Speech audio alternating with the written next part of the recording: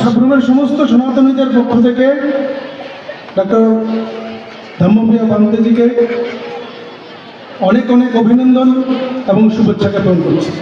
বক্তব্য দিয়েছেন, উনি কয়েকটা পয়েন্ট স্ট্রেস করে গেছেন। তার মধ্যে একটি পয়েন্ট হলো সনাতনী সবাইকে জাগ্রত হতে হবে। নিজের জাতি, ধর্ম, কৃষ্টি, নিজের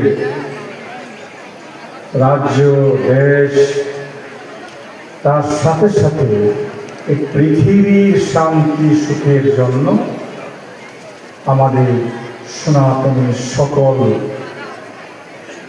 বন্ধু ভাই বোনেদের দায়িত্ব আছে। জন্য